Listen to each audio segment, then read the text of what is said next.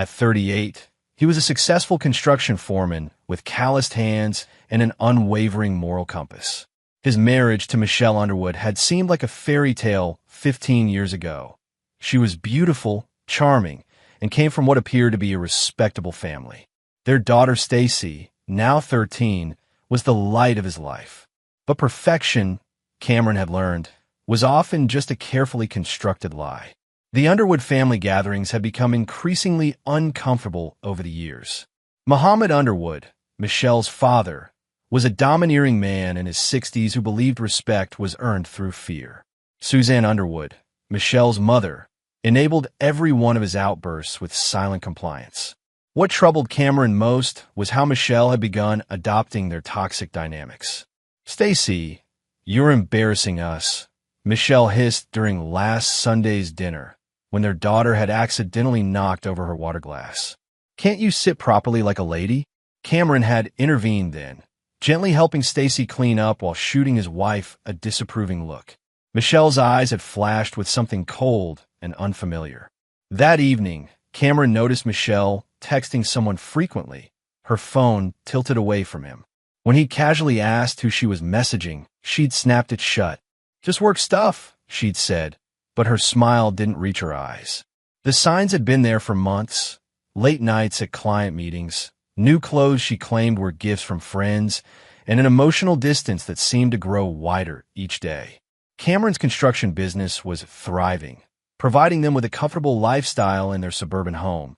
But Michelle's real estate career had become her excuse for everything. "Dad, I don't want to go to Grandpa Muhammad's house anymore," Stacy had confided in him just last week. "He scares me." Cameron had knelt down to her level, studying her serious brown eyes, so much like his own. "Why, sweetheart? He yells a lot, and Mom never stands up for me anymore." The words had cut deep. Cameron remembered the Michelle he'd fallen in love with, the woman who dreamed of being the mother she never had. Now, she seemed to be becoming exactly what she'd once despised. Tonight, as Cameron sat in his study reviewing construction blueprints, he could hear Michelle on the phone in their bedroom. Her voice was soft, almost purring, a tone she hadn't used with him in months. "I can't wait to see you tomorrow," she whispered. "Cameron will be at the Morrison site all day." A cold rage began to build in Cameron's chest. He'd suspected, but hearing the confirmation was like a physical blow.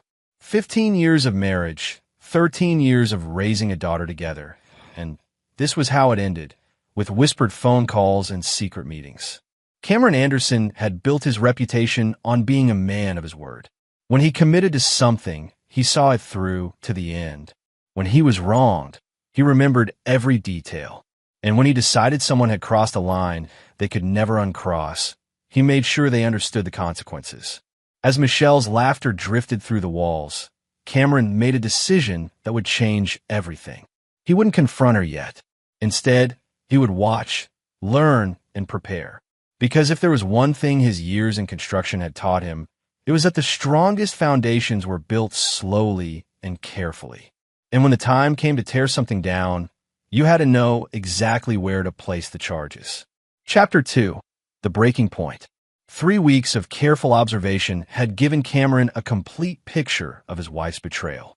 Michelle was having an affair with Wade Willis, a smooth-talking real estate developer who'd been circling their social circle like a predator. Wade was 42, divorced, and known for his expensive taste and wandering eye. Cameron had followed them twice to a downtown hotel, photographed them together, and even managed to overhear enough of their conversations to understand this wasn't just physical. Michelle was sharing intimate details about their marriage, mocking Cameron's blue-collar mentality and complaining about feeling trapped in suburban mediocrity. But it was today that everything would shatter beyond repair. The family gathering at the Underwood house started like any other. Muhammad held court in his recliner, criticizing everything from the government to his neighbors. Suzanne fluttered around serving drinks and making excuses for his behavior. Michelle sat beside Wade, who'd been invited as a family friend, touching his arm whenever she laughed at his jokes. Cameron watched it all with the cold calculation of a man planning demolition. "Stacy, come here," Muhammad commanded from his chair. "I want to talk to you about your grades." 13-year-old Stacy approached cautiously. Cameron could see the tension in her small shoulders. Your mother tells me you got a B+ in math. That's not good enough. In my day, children were grateful for education and worked harder. I did work hard, Grandpa, Stacy said quietly. It's just difficult sometimes. Muhammad's face darkened. Don't talk back to me, girl. You're getting soft because your father coddles you. Cameron felt his muscles tense, but he forced himself to remain still. He needed to see how far this would go. She's just a child, Dad, Michelle said, but her voice lacked conviction. She was more interested in Wade's hand on her knee. That's the problem. Muhammad stood up, his voice rising. No discipline. No respect. When I was your age, children knew their place. Stacy backed away slightly, fear evident in her eyes. I'm sorry, Grandpa. I'll try harder. Sorry isn't enough. Muhammad reached for the decorative brick that served as a bookend on the nearby shelf. You need to learn what happens when you don't listen. What happened next would replay in Cameron's mind for the rest of his life. Muhammad swung the brick, striking Stacy across the left side of her face with a sickening thud. She crumpled to the floor, blood streaming from her nose and mouth. Next time when I speak to you, listen to me, Muhammad shouted at the sobbing, injured child. Cameron was moving before conscious thought took over, but Michelle's reaction stopped him cold. She was laughing. Well, Michelle said, smiling at Wade as if sharing an inside joke, tell your pathetic daughter how to respect her superior. The room fell silent except for Stacy's crying. Cameron knelt beside his daughter, his hands shaking as he assessed her injuries. Her nose was clearly broken, her lips split, and blood was already swelling around her left eye. We're going to the hospital, Cameron said, his voice deadly quiet as he lifted Stacy into his arms. Oh, please, Suzanne called out casually as they headed for the door. Bring us some beer on the way back. We're running low. Cameron stopped at the threshold, turning back to look at each of them. Muhammad standing proud and unrepentant, Suzanne worried about her beer supply, Wade smirking with amusement, and Michelle still laughing softly at what she clearly saw as justified discipline. I'll be sure to bring something back, Cameron said. I promise. At the hospital, as doctors worked on Stacy's broken nose and stitched her lip, Cameron made phone calls. The first was to Harvey Mason, his oldest friend and a private investigator who'd helped Cameron vet potential employees with troubled backgrounds. Harv, I need everything you can find on Wade Willis. Financial records, personal history, weaknesses, everything. What's going on, Cam? Someone hurt my daughter, and I'm going to make sure they understand what that means. The second call was to his lawyer. The third was to his bank. By the time Stacy was discharged with a splint on her nose and strict instructions for care, Cameron had set several wheels in motion. As promised, he did return to the Underwood house that evening. But instead of beer, he brought legal documents, divorce papers, a restraining order, and a formal report he'd filed with Child Protective Services detailing the assault on his daughter. The papers were served simultaneously to Muhammad, assault charges, Michelle, divorce and emergency custody papers, and delivered by courier to Wade Willis, a cease and desist order regarding contact with his family. You can't do this, Michelle screamed as Cameron collected Stacy's belongings. You're overreacting. It was just discipline. Cameron looked at his wife, really looked at her, and saw a stranger. You laughed when someone broke our daughter's nose. You called her pathetic. There's no coming back from that, Michelle. Wade will help me fight this. You can't just take Stacy. Wade will help you.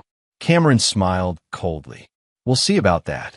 As they left the Underwood house for the final time, Stacy clinging to his hand with her uninjured side, Cameron felt something fundamental shift inside him. The man who'd tried to see the good in everyone, who'd made excuses for his wife's family's behavior, who'd believed in redemption and second chances, that man was gone. In his place stood someone much more dangerous, a father who'd learned that some lines, once crossed, could never be uncrossed. And Cameron Anderson never forgot a betrayal. Chapter 3. The Foundation of Revenge. 2 months after the assault, Cameron's life had transformed completely. The divorce proceedings were moving forward, with Michelle fighting desperately for custody and financial support. But Cameron had advantages she hadn't anticipated. his clean record, stable employment, and most importantly, the medical records and police report from Stacy's assault. Wade Willis had tried to distance himself once legal papers started flying, but Michelle wasn't letting him go easily. Cameron watched with cold satisfaction as she grew increasingly desperate, calling Wade constantly and showing up at his office unannounced. "She's becoming a liability," Cameron overheard Wade telling someone during a phone conversation he'd recorded using equipment Harvey Mason had provided. "The crazy bitch thinks I'm going to marry her or something." Cameron had rented a small apartment near Stacy's school while the house was being valued for asset division. Stacy was thriving in the new environment, away from the toxic influence of her mother and the Underwood family. Her nose had healed well, but the emotional scars ran deeper. "Dad," she'd asked one evening while they worked on homework together, "why did Mom laugh when Grandpa hurt me?" Cameron had struggled with that question himself. "Sometimes people become different than who we thought they were, sweetheart. Sometimes they make choices that show us who they really are inside. Are you going to hurt them back?" The question had caught him off guard with its directness. "Why do you ask?" "Because you're different now, too. You're harder." She was right. The old Cameron would have tried to find a peaceful resolution, would have focused on protecting Stacy and moving forward. But the old Cameron hadn't watched his wife laugh while their daughter bled on the floor. Harvey's investigation had revealed interesting details about Wade's business practices. Not quite illegal, but certainly unethical. He'd been buying properties in low-income neighborhoods, making minimal improvements, then flipping them to desperate families at inflated prices. When those families inevitably defaulted, he'd foreclose and repeat the cycle. "He's a predator," Harvey explained over coffee in Cameron's apartment. "Targets vulnerable people, especially single mothers. Your wife isn't his first married woman, either. I found 3 others in the past 5 years. What happened to them? All divorced, all left with nothing. He's got a pattern. Seduces married women, helps destroy their marriages, then discards them when they become too clingy." Cameron studied the photographs and documents Harvey had compiled. "What about Muhammad?" "That's more interesting. He's got a history of violence going back decades. Never charged because his victims were family members who wouldn't press charges. But there's a pattern of escalating behavior. And Suzanne, enabler, classic battered wife syndrome, but she's also financially dependent. Muhammad controls everything, bank accounts, property, even her medications." Cameron spent the next week digesting this information and formulating a plan. The old Cameron would have settled for winning custody of Stacy and starting fresh. But these people had shown him something ugly about human nature, that some individuals would hurt children, mock suffering, and enable monsters as long as it served their interests. They made a fundamental error in judgment. They'd assumed Cameron was weak because he was patient. They'd confused his kindness for cowardice. The plan that emerged was methodical and multi-layered. It would take time, resources, and a willingness to embrace methods that would have horrified his former self. But as Cameron looked at Stacy's school photo, where a faint scar still marked her upper lip, he felt no hesitation. Phase 1 began with a seemingly innocent real estate investment. Cameron used his construction expertise to identify a rundown apartment complex in one of Wade's target neighborhoods. But instead of flipping it quickly, Cameron planned to renovate it properly and offer affordable housing with flexible payment plans. It would cost Wade potential victims and mark Cameron as a competitor in Wade's hunting ground. Phase 2 involved Muhammad's past. Harvey had identified 2 of Muhammad's previous victims, a nephew who'd been hospitalized with a fall downstairs at age 16, and a neighbor's child who'd suffered a broken arm during one of Muhammad's discipline sessions years ago. Both were now adults who'd never received justice. Cameron had Harvey reach out to them with an interesting proposition. Phase 3 was the most complex. It involved Michelle's growing desperation, Wade's pattern of abandonment, and a carefully orchestrated scenario that would force both of them to reveal their true nature in a way that would have lasting consequences. "Are you sure about this, Cam?" Harvey asked after reviewing the complete plan. "This goes way beyond just protecting Stacy. This is about destroying them." Cameron looked out the window of his apartment, where Stacy was playing in the courtyard with new friends from her school. Children whose parents didn't believe in hitting kids with bricks. They had a choice, Harv. When Muhammad picked up that brick, when Michelle laughed, when Suzanne asked for beer, they all had a choice. They chose to be the kind of people who hurt children and mock suffering. And you're choosing to be what? Cameron turned back to his friend, and Harvey saw something in his eyes that made him understand why Cameron had been so successful in construction. When Cameron Anderson decided to build something, he built it to last. And when he decided to tear something down, he made sure it never stood again. I'm choosing to be their consequences. The war was about to begin, and Cameron Anderson had spent 2 months building the perfect foundation for systematic revenge. Chapter 4. Laying the groundwork. 6 months had passed since the divorce proceedings began, and Cameron's transformation was complete. The gentle family man had evolved into something far more calculating and dangerous. He'd won primary custody of Stacy, with Michelle granted only supervised visits after a court-appointed psychologist noted her concerning lack of empathy regarding the child's traumatic experience. Cameron's first real estate investment was paying dividends in more ways than one. The Riverside Apartments, once a squalid complex Wade had earmarked for his predatory scheme, was now a model of affordable housing. Cameron had hired a team that included 3 of Wade's former victims, single mothers who'd lost their homes to his foreclosure scams. Mr. Anderson, one of them, Rosa Spaulding, told him during a tenant meeting, "You don't know what this means to us. Having a landlord who actually cares about families instead of just profit." Cameron smiled, but his eyes remained cold. "Everyone deserves a second chance, Rosa. Some people, though, they don't deserve a first one." Wade had noticed the competition. He'd even approached Cameron directly at a Chamber of Commerce meeting, all false charm and veiled threats. "Cameron Anderson, right? Heard you've been playing in my neighborhood." Wade's smile was predatory. "Construction, guy moving into real estate. That's ambitious." "Just helping families find stable housing," Cameron replied mildly. "Something you might consider." Wade's mask slipped slightly. "Listen, friend, that area has its own ecosystem. You might find it more complicated than building houses." "Threats, Wade." Friendly advice. From one businessman to another. Cameron had recorded the entire conversation, adding it to the growing file Harvey was compiling. But more importantly, it confirmed that Wade was feeling pressure. Meanwhile, Muhammad's situation was deteriorating rapidly. Harvey had helped Cameron's ally, Jamie Middleton, Muhammad's nephew who'd been disciplined at 16, file a formal complaint with Adult Protective Services about Muhammad's treatment of Suzanne. The investigation revealed concerning patterns of financial control and psychological abuse. More significantly, Cameron had purchased the small house Muhammad rented from his elderly landlord. The sale had been legitimate and legal, processed through a subsidiary company Cameron had established. Muhammad had no idea his new landlord was the man whose daughter he'd assaulted. Eviction. Muhammad had raged when the 30-day notice arrived. On what grounds? The grounds were simple. Conversion of the property to owner-occupied housing. Completely legal, properly documented, and absolutely devastating to a man living on a fixed income with no savings. Michelle was spiraling.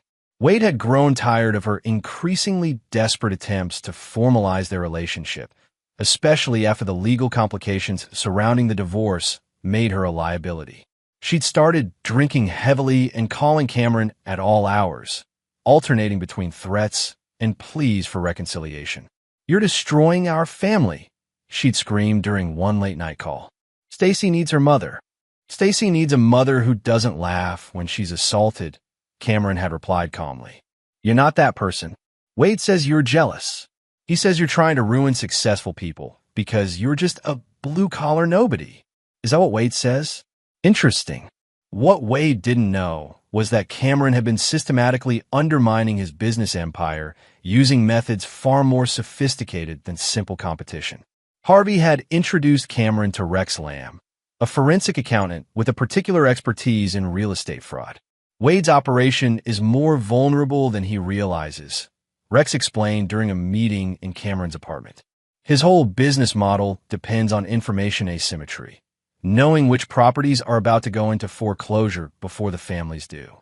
But that information comes from inside sources at banks and the courthouse.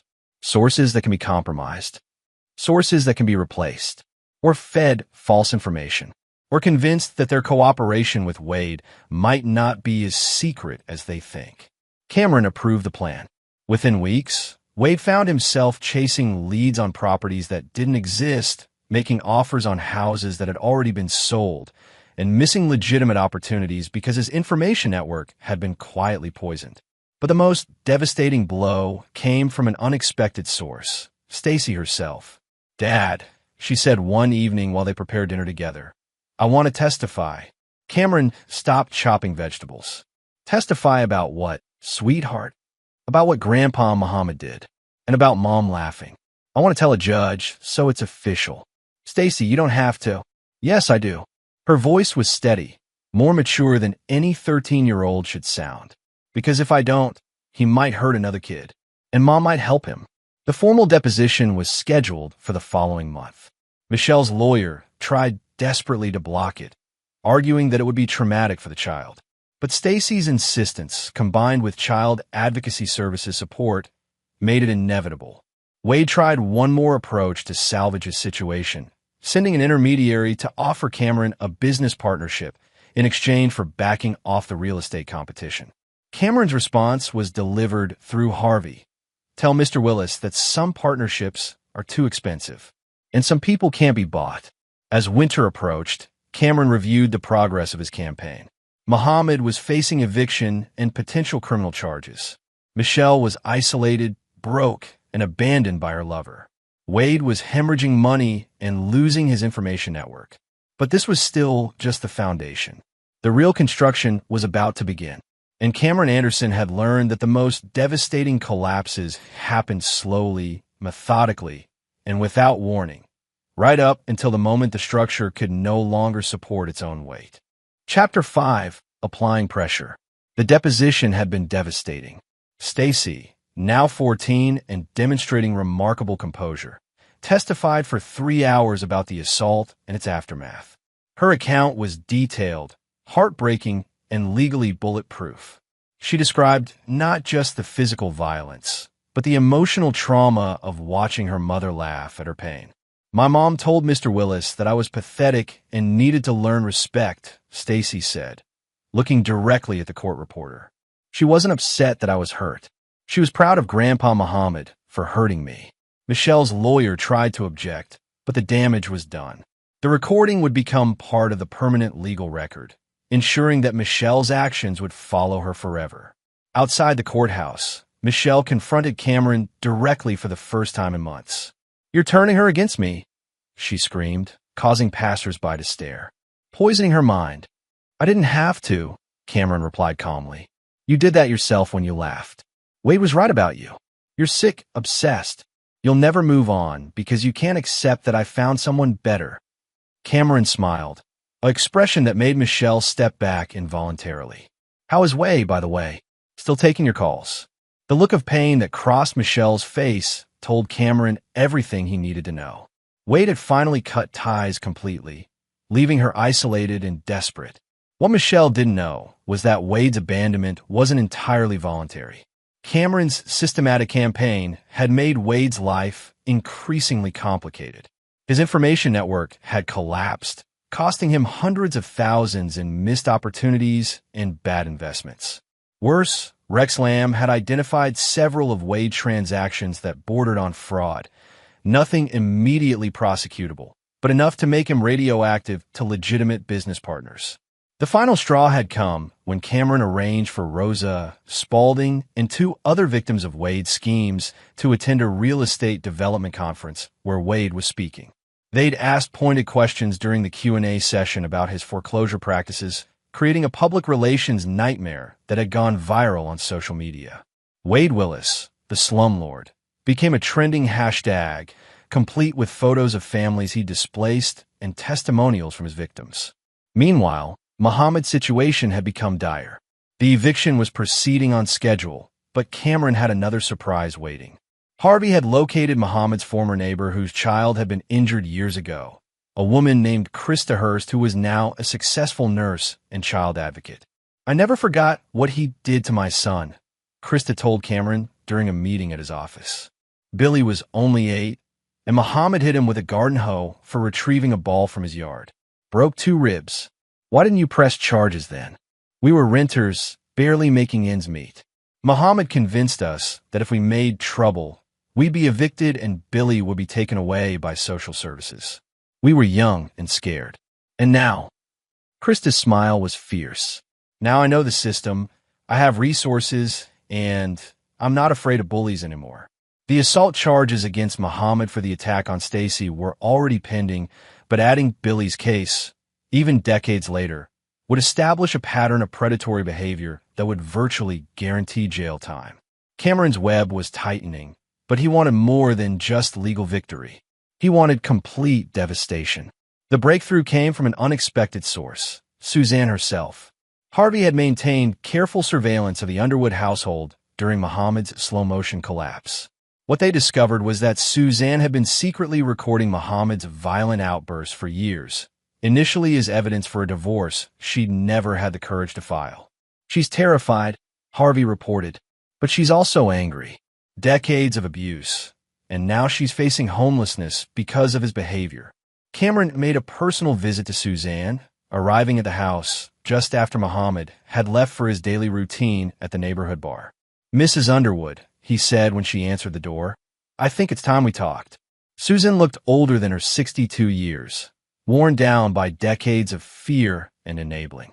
But there was something different in her eyes now, a flicker of defiance. "Cameron, I know you must hate me. I don't hate you, Suzanne. I pity you. But more importantly, I have an offer." Over the next hour, Cameron laid out a proposition that was both generous and strategic. He would help Suzanne establish independence, a small apartment, financial assistance, and legal protection from Muhammad's retaliation. In exchange, she would provide her recordings and testify about Muhammad's history of violence. "He'll kill me," she whispered. "No," Cameron said firmly. "He'll be in jail, and if he ever gets out, he'll know that hurting you means dealing with me." The recordings were even more damning than Cameron had hoped. Hours of Muhammad's rages, threats, and admissions of past violence. In one particularly chilling segment, he bragged about teaching children respect and expressed regret that nowadays you can't discipline kids properly without bleeding hearts interfering. But Cameron saved the most devastating revelation for last. Through Rex's financial investigation, they discovered that Wade had been systematically stealing from his own company, skimming money from real estate deals to fund his gambling addiction. The evidence was ironclad: falsified documents, diverted funds, and a pattern of embezzlement that went back 3 years. More interesting was the timing. Wade had accelerated his theft after beginning his affair with Michelle, using stolen money to finance their hotel meetings and expensive gifts. Cameron arranged for this information to reach Wade's business partners anonymously, but with enough detail to trigger an immediate internal investigation. Within 48 hours, Wade was fired and facing potential criminal charges. Desperate and cornered, Wade made a fatal error. He called Michelle, begging her to provide an alibi for his activities during specific dates when embezzlement had occurred. "Just tell them we were together on business," Wade pleaded during a call Cameron had anticipated and recorded. "It's not really lying, we were discussing real estate. You want me to commit perjury for you? Baby, please. After everything we've meant to each other." Michelle's response was illuminating. "We don't mean anything to each other, Wade. We never did. I was a distraction, and you're my exit strategy. Now we're both screwed." The call ended with Wade realizing he'd been used as thoroughly as he'd used others. As Cameron reviewed the progress of his campaign, he felt a cold satisfaction. Muhammad was facing eviction, assault charges, and abandonment by his own wife. Michelle was broke, isolated, and facing the reality that her lover had never cared about her. Wade was unemployed, facing embezzlement charges, and completely discredited. But Cameron wasn't finished. The foundation had been laid, the pressure applied, and the structure was weakening. Now it was time for the controlled demolition. Chapter 6: The Setup. Spring arrived with Cameron's revenge entering its final phase. The legal machinery he'd set in motion was working perfectly, but he wanted something more personal, more definitive. He wanted each of his enemies to understand exactly why they were suffering and who was responsible. The Riverside Apartments had become more than just a real estate investment. It was the centerpiece of Cameron's community. He'd hired several of Wade's former victims, provided job training through his construction company, and created a model of ethical business practices that served as a living rebuke to Wade's predatory methods. Stacy was thriving in their new life. She'd made friends, her grades had improved dramatically, and the spark that Muhammad's assault had dimmed was burning bright again. But she was also more serious now, more aware of the complexities of human nature. "Dad," she said one evening while they reviewed her high school applications, "are you going to tell me what you're really doing to them?" Cameron looked up from the paperwork. "What do you mean? I'm not stupid. Grandpa Muhammad getting evicted right after you bought that apartment building. Wade losing his job right after you started your real estate thing. Mom getting abandoned right when she needs Wade most. That's not coincidence." Cameron studied his daughter, seeing himself in her analytical mind. "What do you think I should tell you?" "The truth. I'm old enough to understand that sometimes people have to face consequences for their actions. And if those consequences are extensive..." Stacy was quiet for a long moment. "Did they show mercy when they hurt me?" "No." "Then why should you show the mercy now?" Cameron felt a mix of pride and concern. Stacy was developing into a formidable young woman, but he didn't want his quest for justice to poison her view of the world. "Some people believe in forgiveness, sweetheart, in second chances. Some people deserve them," Stacy replied. "But some people use forgiveness as permission to keep hurting others." Her words crystallized as something Cameron had been feeling but hadn't articulated.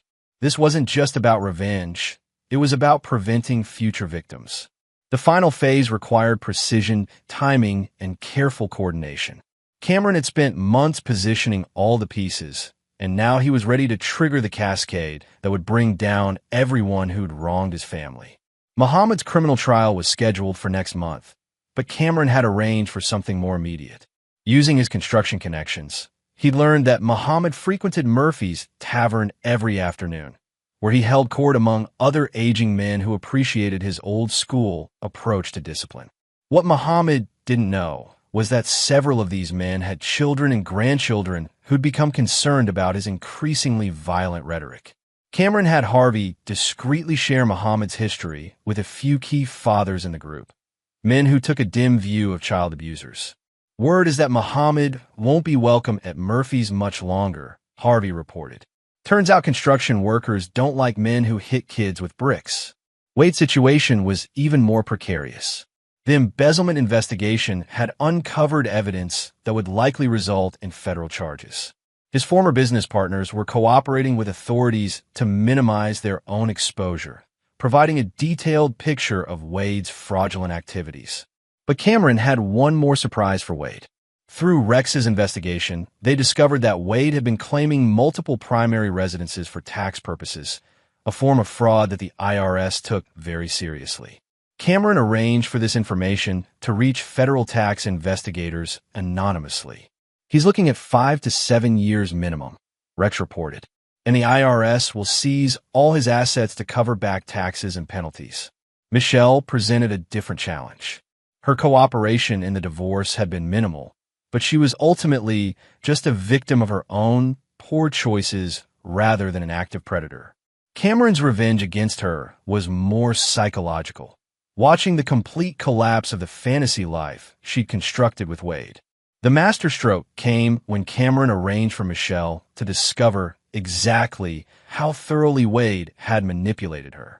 Harvey had obtained recordings of Wade's conversations with his gambling buddies, where he'd mocked Michelle as desperate trailer trash trying to climb the social ladder, and bragged about using her to hide his embezzlement. "The bitch thinks I'm going to marry her," Wade had laughed on one recording.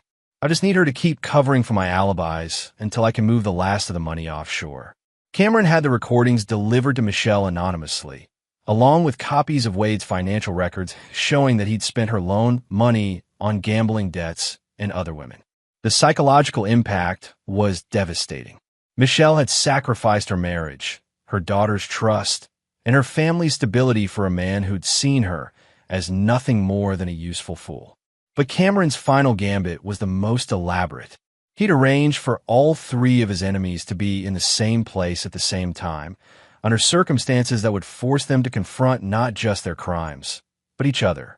The setting was perfect, a community meeting about neighborhood safety, ostensibly organized by concerned residents, but actually orchestrated by Cameron through Rosa, Spaulding, and his other tenant allies. Muhammad would be there because he'd been specifically invited as a community elder whose input was valued. He'd attend because his ego demanded it, especially given his current social isolation. Wade would be there because he'd receive an anonymous tip that his former business partners were planning to attend and make public statements about his embezzlement. He'd come to try to control the narrative. Michelle would be there because she'd been told that Stacy was planning to make a public statement about family violence, and that her presence as a supportive mother would help her custody case. None of them knew the others would be there. None of them knew Cameron was behind the meeting, and none of them were prepared for what was about to happen. As Cameron made final preparations for the confrontation, he reflected on the journey that had brought him to this moment. 18 months ago, he'd been a trusting husband and father who believed in the fundamental goodness of people. Now he was something else entirely, a man who'd learned that sometimes justice required more than legal proceedings. Tomorrow night, at Roosevelt Elementary School's community room, Cameron Anderson would finally reveal himself as the architect of their destruction, and he would give each of them exactly what they'd given his daughter. No mercy, no forgiveness, and no second chances. The foundation was complete. The structure was weakening, and Cameron was ready to push the button that would bring it all down. Chapter 7. The Confrontation. The Roosevelt Elementary School community room buzzed with an unusual tension as nearly 50 residents gathered for what they believed was a routine neighborhood safety meeting. Cameron arrived early, positioning himself in the back where he could observe without being immediately noticed. He watched with cold satisfaction as his targets entered separately, each unaware they were walking into a carefully orchestrated trap. Muhammad arrived first, dressed in his best shirt and carrying himself with the false authority of a man who'd spent decades bullying others into submission. He took a seat near the front, immediately beginning to hold court with anyone who'd listen about the decline of discipline in modern society. Wade slipped in 10 minutes later, clearly agitated and constantly checking his phone. He'd lost weight since the embezzlement scandal broke, and his usual polished appearance had been replaced by the haggard look of a man under federal investigation. Michelle was the last to arrive, scanning the room frantically for Stacy before realizing her daughter wasn't there. Her confusion turned to alarm when she spotted both Muhammad and Wade, but before she could leave, the meeting began. Rosa Spaulding, who'd become Cameron's unwitting ally, called for attention. "Thank you all for coming tonight. We've gathered to discuss community safety, particularly the protection of children from violence and exploitation." Muhammad shifted uncomfortably, but still didn't understand what was happening. "We've invited several community members to share their experiences," Rosa continued. "First, I'd like to introduce Krista Hurst, a pediatric nurse who has something important to tell us." Krista approached the microphone with the confidence of someone who'd spent years advocating for abused children. Her presentation was devastating, a detailed account of Muhammad's assault on her 8-year-old son 20 years ago, complete with medical records and photographs. "This man," she said, pointing directly at Muhammad, "broke my child's ribs with a garden hoe for the crime of retrieving a ball from his yard. He threatened my family when we considered pressing charges, and he's continued this pattern of violence for decades." Muhammad's face turned red. "This is slander. I never—" "Shut up," said a voice from the audience. Cameron recognized him as Joey Levine, a construction foreman whose crew had worked on several of Cameron's projects. "Let her finish," Krista continued, describing not just the physical assault, but the years of intimidation that followed. The room's mood shifted palpably as parents realized they were sitting next to a predator who'd terrorized children for decades. Next came Jamie Middleton, Muhammad's nephew, who described his own discipline sessions with clinical precision. The broken arm when he was 14, the concussion from being thrown downstairs at 16, the psychological damage that had taken years of therapy to address. My uncle taught me that violence was normal, Jamie said quietly. That children were property to be controlled through fear. It took me 20 years to understand that what happened to me was criminal. Muhammad stood to leave, but found his path blocked by several large men who'd positioned themselves strategically around the room. He wasn't technically being detained, but the message was clear. Now, Rosa said, let's discuss another form of predatory behavior that's affected our community. Rex Lamb is here to explain how certain real estate developers have systematically exploited vulnerable families. Rex's presentation was equally thorough, detailing Wade's foreclosure scheme with charts, graphs, and testimonials for victims. He explained how Wade had deliberately targeted single mothers, elderly residents, and immigrants who didn't understand their rights. Wade tried to interrupt. This is character assassination. I've never been convicted of. Because you targeted people who couldn't fight back, interrupted another voice. This time it was Abraham Andrews, a legal aid lawyer who'd been working with Wade's victims. Until now, Abraham detailed the pending criminal charges, the civil lawsuits, and the federal investigation into Wade's embezzlement. He also revealed Wade's tax fraud, explaining how he'd stolen not just from his company, but from every taxpayer in the country. Mr. Willis is looking at significant federal prison time, Abraham concluded. But more importantly, his victims are finally getting justice. Wade was pale and shaking, realizing that his crimes were now public knowledge in the community where he'd planned to rebuild his reputation. Finally, Rosa called for the evening's main presenter. Cameron Anderson has something to share about how these forms of abuse intersect and affect real families. Cameron walked to the front of the room, savoring the moment when Muhammad, Wade, and Michelle finally understood who was behind their systematic destruction. 18 months ago, Cameron began, his voice carrying clearly through the silent room, Muhammad Underwood assaulted my 13-year-old daughter with a brick, breaking her nose and splitting her lip. He did this because she'd gotten an A+ in math instead of an A. The room erupted in angry murmurs, but Cameron continued. My wife Michelle laughed when it happened. She told my bleeding, terrified daughter that she was pathetic and needed to learn respect. Michelle stood up, trembling. Cameron, don't do this. Sit down, commanded a woman's voice. It was Suzanne Underwood, who'd entered quietly during Rex's presentation. For once in your miserable life, Michelle, listen to what you've done. The room fell silent as Suzanne approached the microphone. Cameron stepped aside, understanding that this moment belonged to her. I'm Suzanne Underwood, she said, her voice stronger than Cameron had ever heard it. Muhammad is my husband, and Michelle is my daughter. And I'm here to tell you what kind of monsters they really are. What followed was 40 years of suppressed truth. Suzanne played audio recordings of Muhammad's violent rages, his threats, his admissions of past assaults. She described decades of abuse, not just against herself, but against anyone weaker than him. I enabled this, she admitted, tears streaming down her face. I told myself I was protecting my family, but I was really just protecting a monster. And when he assaulted Cameron's daughter, my own granddaughter, I asked for beer instead of calling an ambulance. Michelle tried to speak, but Suzanne cut her off. You want to defend yourself? Then explain why you laughed when your daughter was bleeding. Explain why you chose a criminal like Wade Willis over your own child's safety. Cameron had one final revelation. He played the recording of Wade mocking Michelle to his gambling buddies, describing her as desperate trailer trash and bragging about using her to hide his crimes. This is the man you sacrificed your family for, Cameron told Michelle, a con artist who saw you as a useful fool. The meeting continued for another hour, with community members sharing their own experiences with neighborhood predators and discussing concrete steps for protection. But the real business was finished. Muhammad sat in stunned silence, finally understanding that his decades of violence had consequences. Wade was taking frantic phone calls from lawyers, trying to minimize the damage of his public exposure. Michelle had collapsed into tears, the full weight of her choices finally hitting her.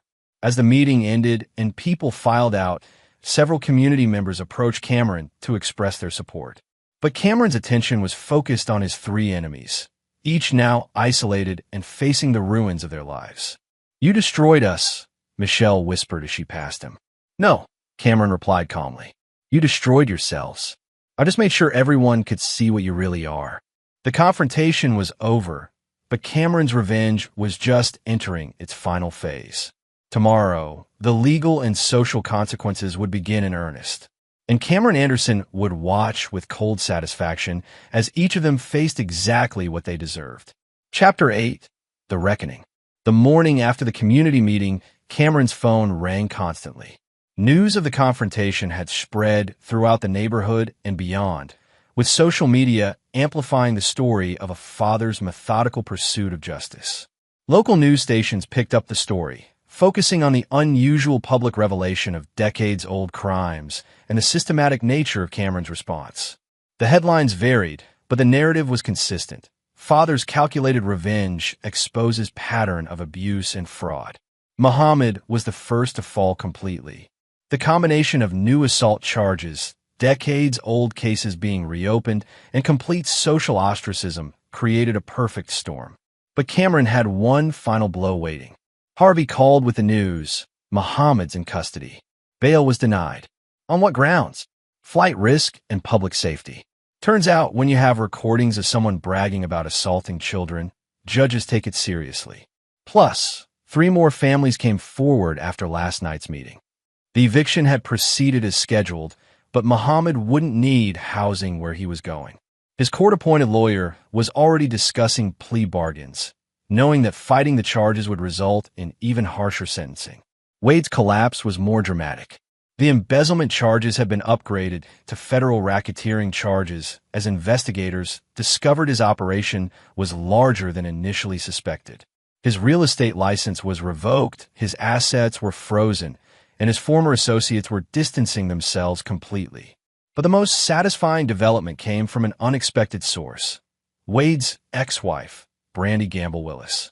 "Mr. Anderson," she said when she called Cameron directly, "I wanted to thank you for exposing Wade's true nature.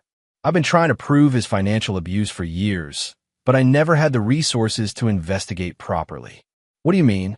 "Wade has been hiding assets from our divorce settlement and avoiding child support payments.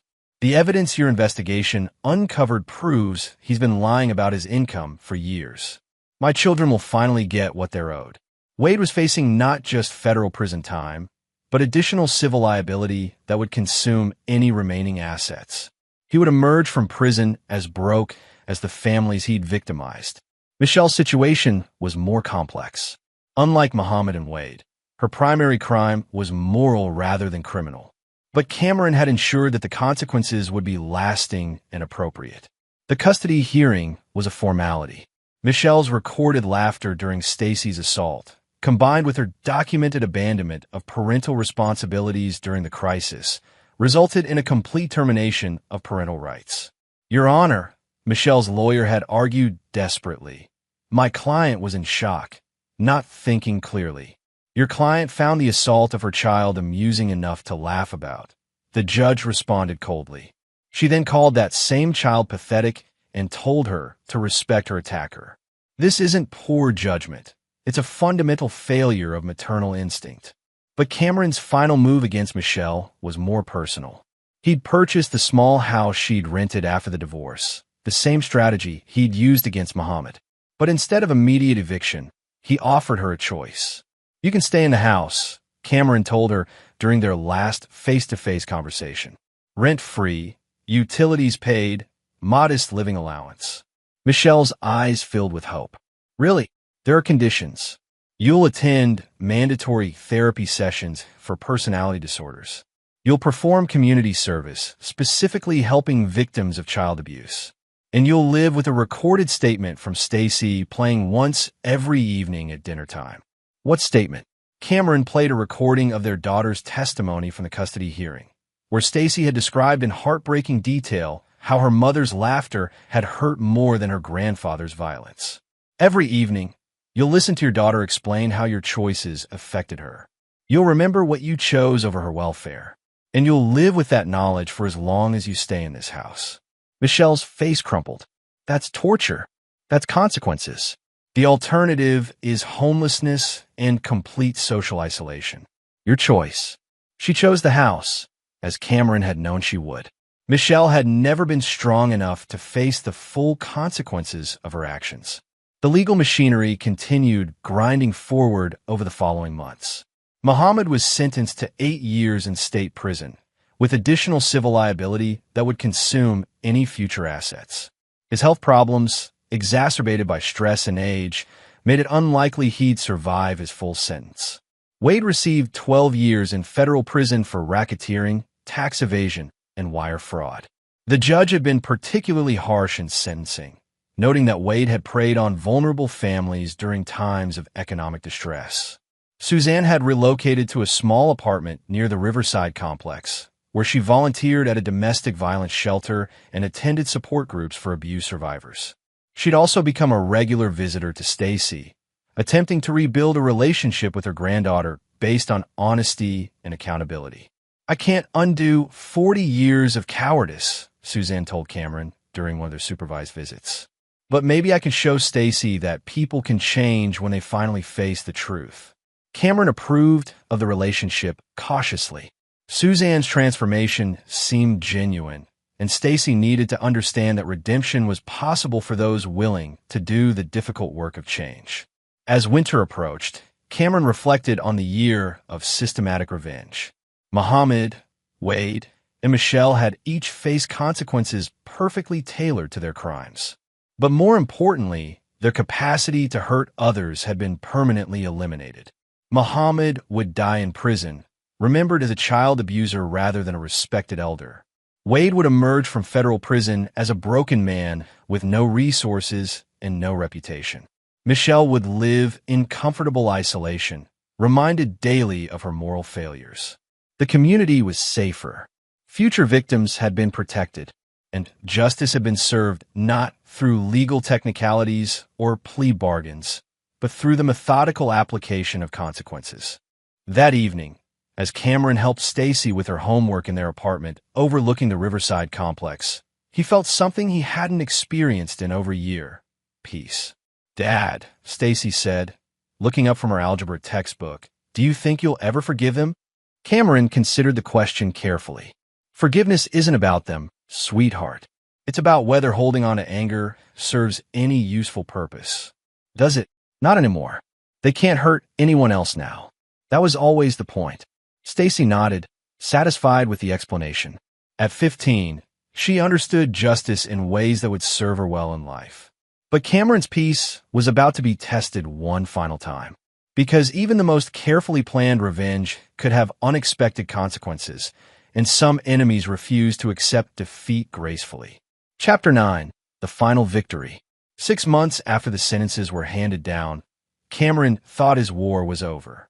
Muhammad was in maximum security, Wade was beginning his federal sentence, and Michelle was living her carefully constructed purgatory. The Riverside Apartments had become a model community. Stacy was thriving in high school, and Cameron had even begun dating again, a kind woman named Rosemary Ayers who worked as a victim's advocate. But Cameron had underestimated the depth of Michelle's narcissism and her capacity for self-destruction. It started with phone calls to Stacy's school, claiming to be a concerned relative reporting parental alienation. When that failed, Michelle began following Stacy and her friends, taking photographs and making notes about their activities. She convinced herself that documenting Cameron's controlling behavior would help her regain custody. The breaking point came when Michelle violated the restraining order by approaching Stacy directly outside school. "Sweetheart," Michelle said, grabbing Stacy's arm as she walked toward Cameron's truck, "you don't understand what your father has done to our family. He's poisoned you against me, destroyed everything we had." Stacy pulled away firmly. "You destroyed everything when you laughed while I was bleeding. I was in shock. I didn't know how to react. You call me pathetic. You told me to respect the man who broke my nose." Other students had gathered, filming the confrontation on their phones.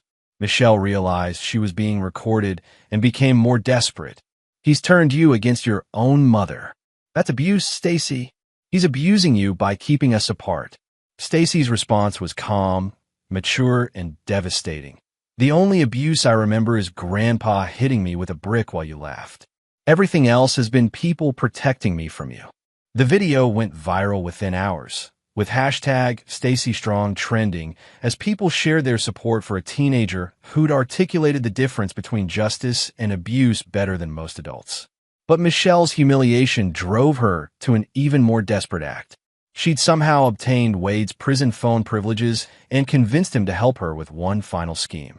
Wade, facing his own complete destruction, was receptive to any plan that might create leverage for appeals or reduce sentences.